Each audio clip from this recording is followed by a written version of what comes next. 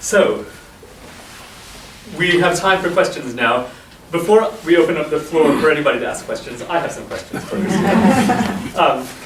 The first one, I think, is probably one that many of you have thought about in the last hour that we've been here. I've heard you play so many times, and I've never, until this morning when I walked in on her practice session, I've never heard you play a modern piano. How does this, I know that you hinted at the ways that this affects your physical approach. To what extent, though, do you think that the rules that you learn in these treatises are applicable to modern piano playing? For example, for your Carnegie debut, if you can't find a fortepiano and you had to use a modern piano, would you then play with your elbows out and your hands flat and all that? Or would you still bring all of these ideas to bear on a modern piano? Yeah, I would do what I'm trying to do today to see how much of that can I make use of on a modern piano. Sometimes you have to add some weight in certain places, but you can like use maybe more or the arm. Sometimes you cannot play everything only from here. Actually, if you have a heavy action like this one, it's almost impossible to play like this all of the time. It just doesn't respond. So you have to do some small adjustments like that. But all I said with, I'm trying to sit more straight and not, putting all my body weight into it. I think I hear many more nuances, even from a modern piano. I hear more clarity of sound, just because I think it does something to the overtones, all of that. So yeah, the short answer is I'll try to use, or I will use, as much as possible. So you let the old piano teach you to some degree, and then you can still take what you've learned and try to make it work on. Yeah, I try to force other nuances out of this piano that we not normally hear, or that I also didn't hear in my playing before. And it's a versatile instrument. It can be done to a certain extent. So, yeah. Yes. Another question that comes to mind, the whole period instrument debate. Is it better to use instruments that these composers knew or the latest technology now? This is a debate that will never go away. It's not likely to end soon. And I'm curious about your motivation for using old instruments, which you often do. I mean, everybody comes to it with different ideals. Some people do it because this is what the composer wanted, these are the intentions, and that's important. Other people, on the other hand, will disagree and say that the composer is not the greatest expert on his own music. Even if he was an expert on his music, still we've had now the benefit of 200, 300 years to get to know these pieces much better. I mean, we've heard every Mozart piano concerto probably hundreds of times more than Mozart himself heard them. The same goes for Beethoven's piano sonatas. Now, why shouldn't our technology, this is what one might say, why shouldn't our technology replace the technology of the past? A similar argument that is often used is that, well, Beethoven wanted more keys, more resonance, more sustain. Anyway, for those of you who know me, I play period instruments also. I'm on Christina's side of this debate, but I'm curious. Everybody has different motivations for doing it. Yeah. And I'm wondering, what are yours? What are you looking for in the music that these instruments give you that a modern instrument doesn't? Yeah. The reason why I changed to fortepiano major quite early was I liked the sound of the early instruments with the music that was written for these instruments, and it made more sense to me. I liked the music better when I played on those instruments. So yeah, I think it's extremely interesting, and also instead of playing everything on the same instrument, I got to discover like the world of piano history. I got to visit collections and see, so this is this endless world of new sounds that you encounter, because they wanted every instrument to be special, and they had this inventiveness on trying out new pedals or new construction methods, all of this. I found that so interesting. So that was and is my motivation. Yeah. And then the reason I mean, I thought I never would touch a modern piano again, and that is why you never heard me play. Exactly. And then in the end, you get into so many practical obstacles, and I have instruments at home in Norway. I have a replica of a fortepiano, and someone gave me a Pleyel of the 1890 because no one wants old instruments anymore. So that is how bad the situation is. We don't care about these instruments, but I cannot bring them, and my early instruments you encounter in concert halls are not necessarily very good or well kept or things like that. So and that's when you're lucky enough to encounter a concert hall that even has one to begin with. Yes. Yeah. Exactly. So that it's hard enough to be a musician already, and then you have to cope with this endless. So that is why I had to realize that I had to make friends with a modern piano. Yes. When Christina was talking to me about coming here, and we were brainstorming about various venues where we could do this, we realized that we didn't even know of one fortepiano that was sufficiently late that she could play Schumann on it. It was essentially, the collection, even in a city like Boston, stops around 1830, and then there are modern pianos. And that this is a big hole in the fortepiano. Yeah, it seems to be. I mean, my colleagues in New York City say that they don't have access to an instrument later than 1825 in New York City. Yes. Yeah. Yeah. So, assuming that she's right, she teaches at Juilliard. I was shocked to hear that. So, yeah, after all these years of early music revival and all of that. Yeah. It's interesting, just to backtrack for a moment, you mentioned the variety of pianos that are available to you. This is something I've thought about quite a lot also, and the metaphor that I've tried to use in my own thinking about it is that it's not a matter of choosing there doesn't have to be any metaphysical, the composer wanted this, and this is this particular sound that we're going for. There's another physical element of it that is akin to choosing the right tool for the job you have to do. That if you're going to slice a kiwi, you don't use an axe. And similarly, if you're going to play a certain kind of music, it's very much like with Baroque violin bows, that some bows are really long, some bows are really short, and you bring the right tool to do the job that you have to do. And this sounds like a very similar way of thinking about pianos. One last question from me, and then we'll open it up for everybody. I am tempted to say that the work that you're doing on technique is groundbreaking. I mean, you are, to one other bit of background for everybody, there are 3 breeds of fortepianists in the world. There are those who think that the piano itself is enough, that they get the piano, and then they play it like a modern piano, and having the piano will inspire them, it will make them phrase things differently, but they don't actively try to research style, changing practices, technique, and all that.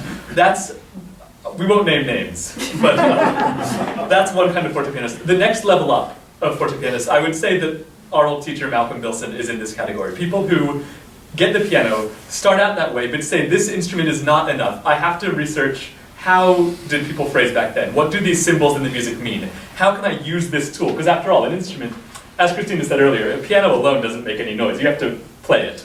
How do I use this tool properly? So they start to read treatises, do research into different styles.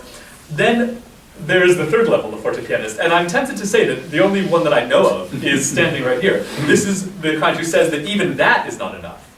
That it's not enough to have the instrument and to get the style right, and to learn the idiom and to learn the language of the music. You have to also actually go back to the beginning and change your physical approach. So my double question, first of all, I remember the first I can recall you were talking about this was almost exactly 4 years ago when we played Mozart at Finchcock's.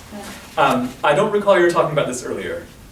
Maybe you were thinking about it, but 4 years is not that long to go back and start from scratch. So my first question is, what was that like? Did it feel, were you really a beginner again? Did you have a different kind of method? Did you start out from already a higher level? I can't get my fingers to do this thing that you do.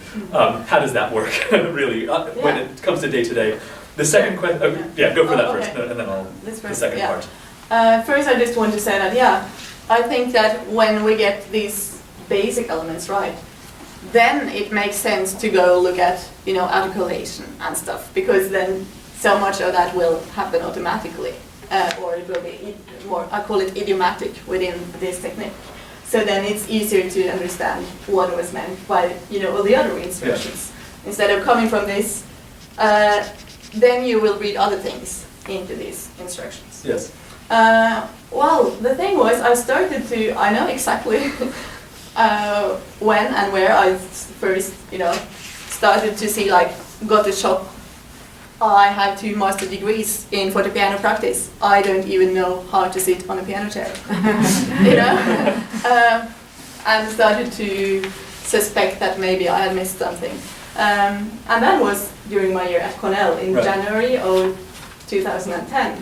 Yeah. But although I started right away, just to sit straight, and after 1 week of sitting straight, trying to sit straight, I had sore muscles here because it may not seem like that big of a change, but your body has been like this for 25 years, and then you try to do something radically different, which changes everything about how you control. Did it limit your repertoire? Seriously, I mean, did you have to go back to Mozart or? No. I took Hummel's small exercises, there are 1 and 2 bars each. And I will not try to play my normal repertoire. I would just go back to, very easy stuff. I'm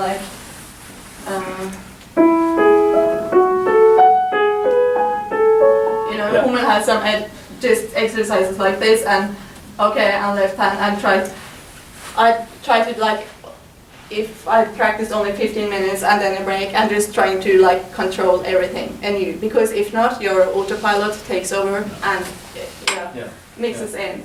Yes. And then I was already playing some of the Hummel etudes. So then I started to play them just very slowly, and it changed things. Yeah. It changed things quite soon. And I started to, or I continued to read to look for more. Oh, are there more instructions? Yes. But the thing was, I wasn't convinced right away that this was an important thing. Yeah. That's why we had other things. We had metrics discussions and sonata form discussions, more important stuff. And I had started my dissertation on a completely other track. Yeah. So it took me almost a year before I officially. First I thought, okay, maybe I'll write a small chapter about technique also.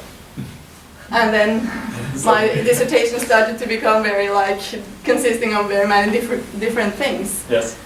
And in the end, my advisor had to say, but look, I think you have a good alternative, writing about technique. And I still wasn't really convinced. So, it took me maybe a year until actually we deserve a book about early piano technique. It doesn't yet exist. Yeah.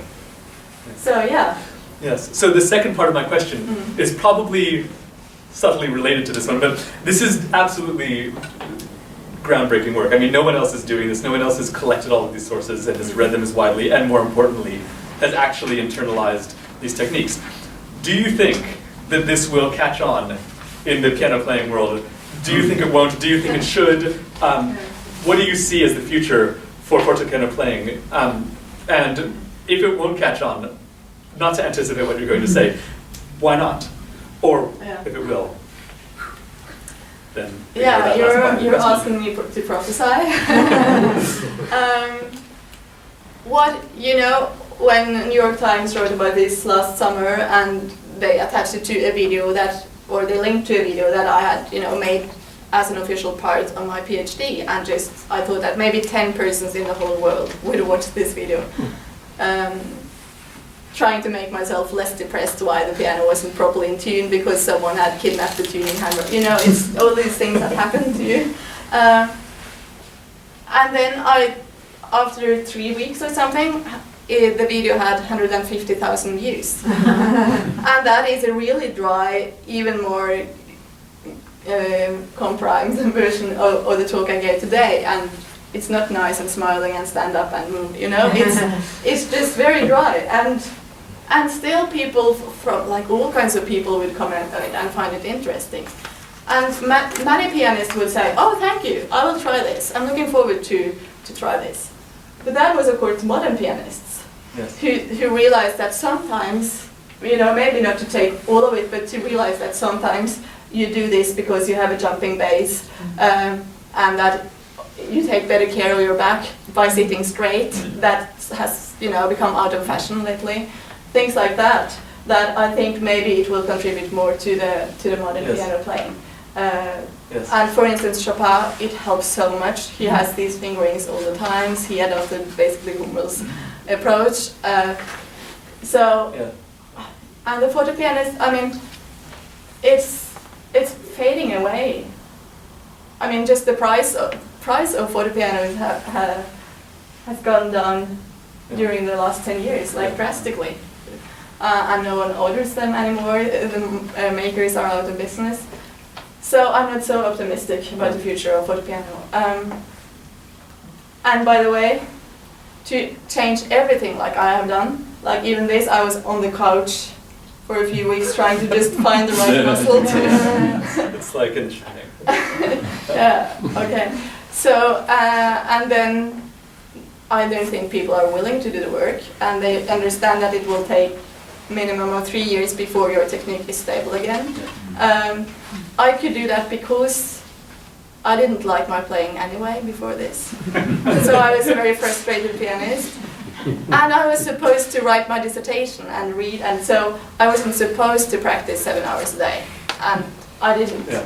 So I could combine, what I should do, do my research and write papers for the classes, with practicing maybe 1 hour a day or half an hour a day sometimes, and go really slowly. And then it took at least 3 years before I could play real pieces with some confidence.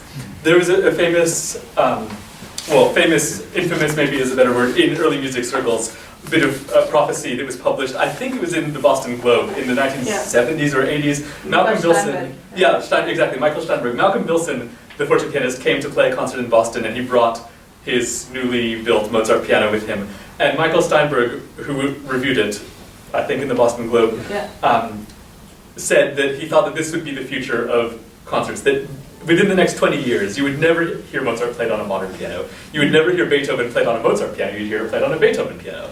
And same with Schubert, Schumann, that we would have, and Steinberg's prophecy actually came true not for pianos, but for orchestras. You often hear, even when the Berlin Philharmonic now, the ultimate modern orchestra, when they play Beethoven, they often go to the trouble to get early trumpets and early timpani, because that actually makes quite an audible difference in the sound. It's no longer acceptable to just put blinders on and pretend that early music hasn't happened.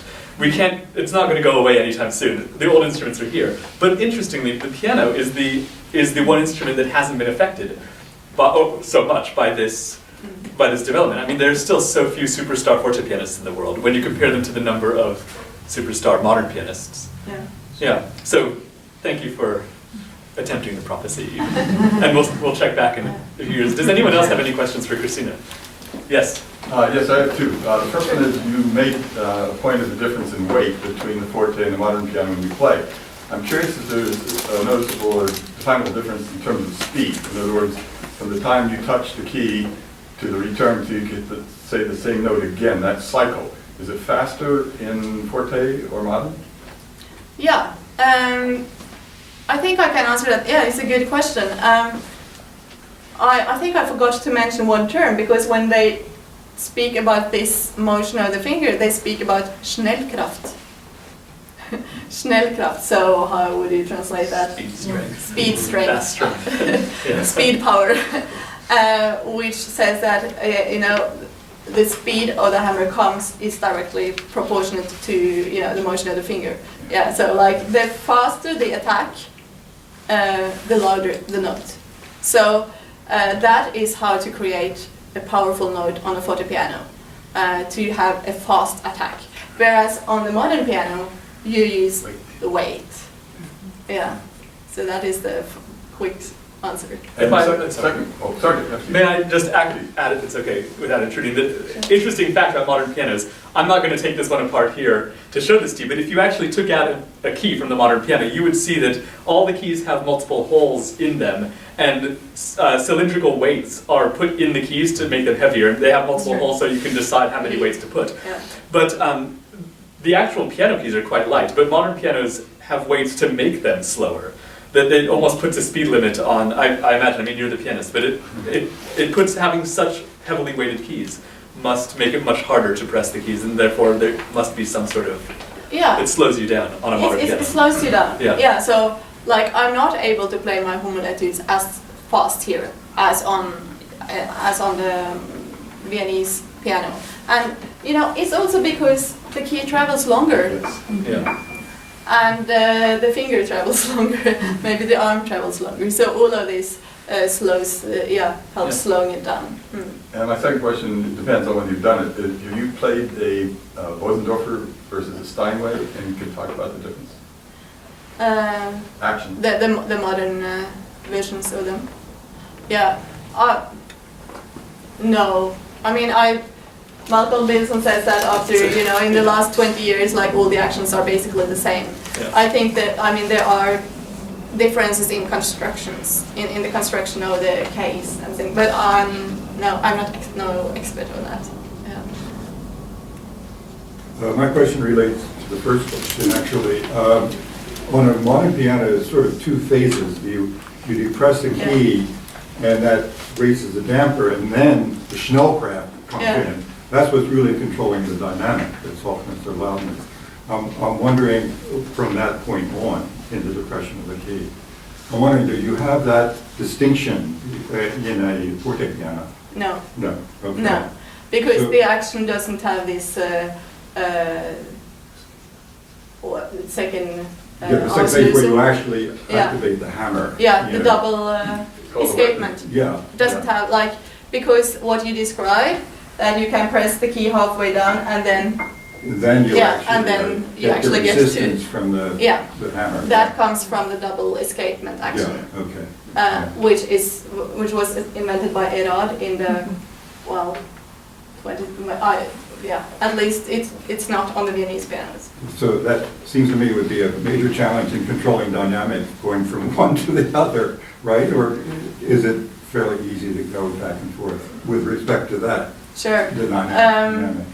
I never used to play on different instruments in a concert, and I think the reason I now could consider doing that, and also now it's also hard to change between the techniques. I think the reason it's possible for me is that I played really exclusively fortepiano for so long, for at least 10 years. Only that I didn't try to play the modern piano in between. So now they are a little bit two separate compartments. Okay. Yeah, but normally, that would interfere. And I have to, practice them both separately. Yeah. You mentioned Chopin. Did you find any sources on French pedagogy that substantiated what you learned about the German schools? I have read some French sources from the 1820s. It's this female mother. Do you know her? Well, anyway, I think my theory hypothesis is that Chopin, he had been trained in Eastern Europe, where they would have more or less, or as far as I can tell, I haven't read the sources in Czech or something, but at least from what I see, it's the same as the German, and they had many German musicians, and it was a big exchange. So it looks like the technical foundation was the same. And Chopin was also in Vienna in his youth, and he played on Graf pianos, and he loved Hummel's technique, and you can see, as I said, all the same fingerings and some of the same textures in his music. So I wonder whether Chopin was the one to take that touch and further develop that. It was called carezando touch. It is told of Chopin that he would play like this, and he would, you see even some drawings of him where he sits extremely far back, and with the pedal, pedal hasn't been really explored yet, so you get some of these like pussycat on the keys. And so I wonder whether Chopin was the one who brought this finesse into French pianism, because before that I see in the harpsichord sources and in the piano sources that you're supposed to lift your finger up and down like this. And there's actually one interesting eyewitness observation. Therese Brunswick, a student of Beethoven, she said that Beethoven never grew weary of holding down and bending my fingers, I think that is this, which I had been taught to lift high and hold straight. So I think Therese Brunswick, for some reason, maybe she had an English piano teacher earlier on who taught her this touch, and now Beethoven is her teacher and he tries to change her touch. That is my interpretation of that, based on comparison with how they express themselves in the original German.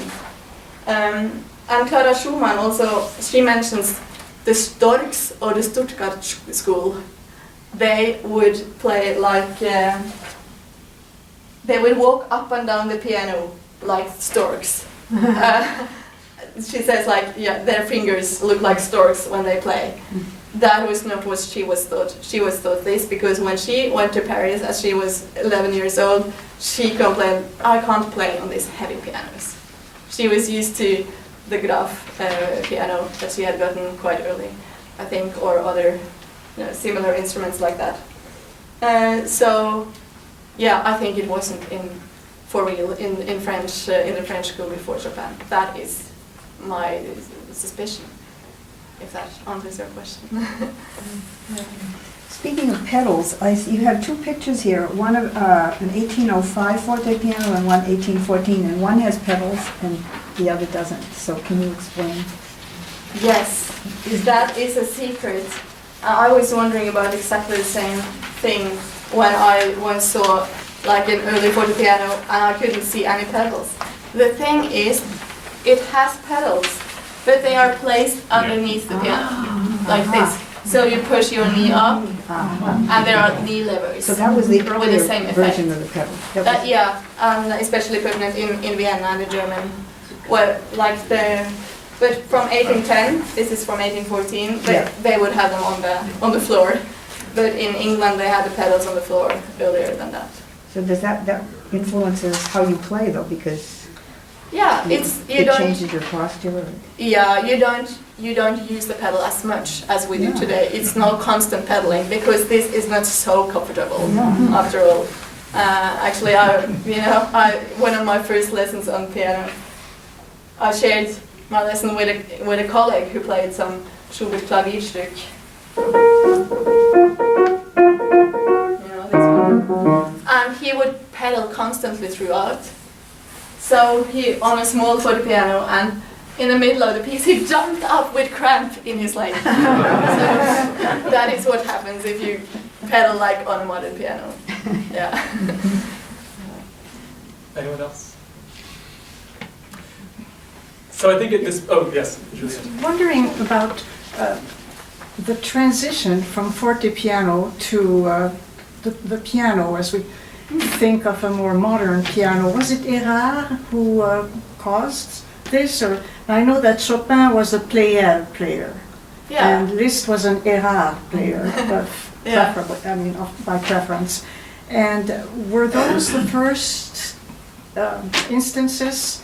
Those piano makers, were they the ones who made this transformation toward the modern piano possible? Yeah. There was Boisselot also.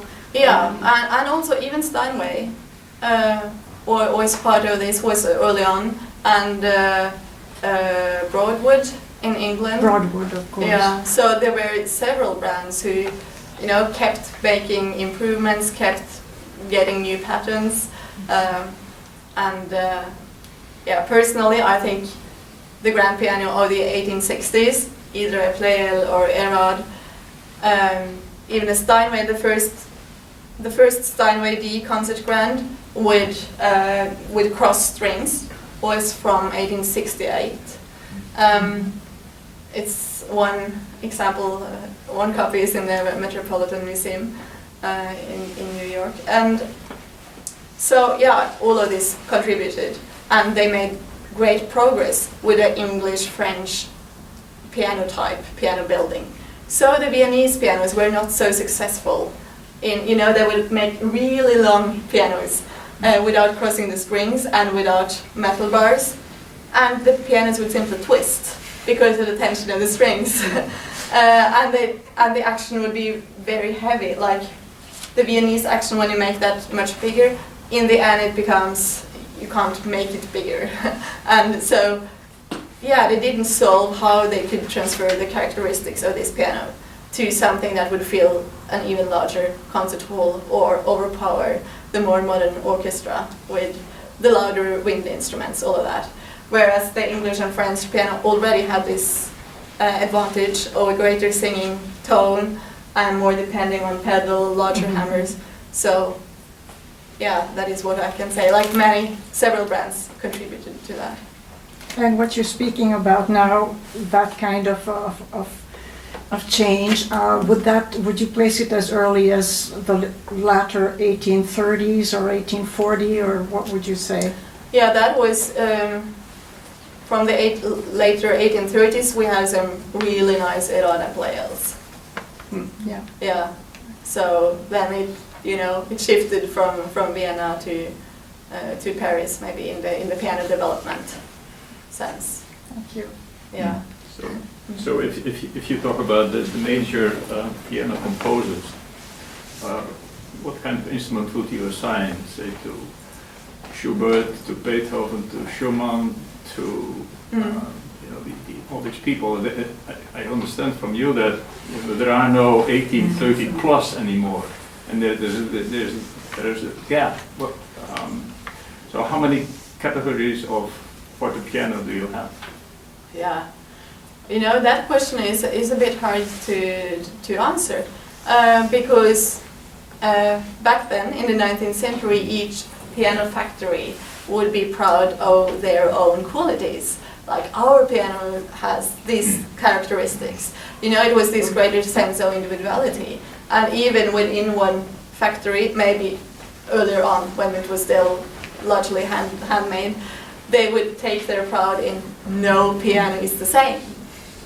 And today, Steinway's announcement is every piano is the same. So it's a major shift in aesthetics and what we like about pianos. But the short answer is there were many more piano factories and independent piano factories, and they all had their traditions. And then the market for pianos was extremely big. And then later on, many of them merged or went out of business. Yeah. So it's hard to put up categories, but yeah. And probably to some extent, as with any field, the closer you look at something, the more variety you find in it. That it's very easy to say that there's a Mozart model 1782 fortepiano, but actually, even in 1782, depending on how much money you want to spend, do you get 2 knee levers, 1 knee lever? Yeah. Right, I mean, even within the same year, we see such extra variety. Keys, maybe you could order that. A short octave for Haydn, like we were talking about the other day, yeah. So the closer you look, I'm sure that you find that there are more models than you thought. Yeah, and they would experiment with so many things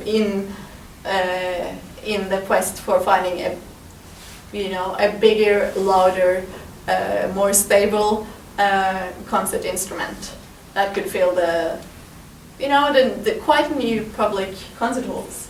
And I mentioned Clara Schumann, I guess with Robert, with her and others, Liszt and Kalkbrenner, then the public piano recital came into being. That hadn't really been there before, because piano music used to be in the private settings. Yeah. So that is also an aspect. So yeah, it's a rich and complex history of pianos. Yeah. Would you play something by Clara Schumann for us?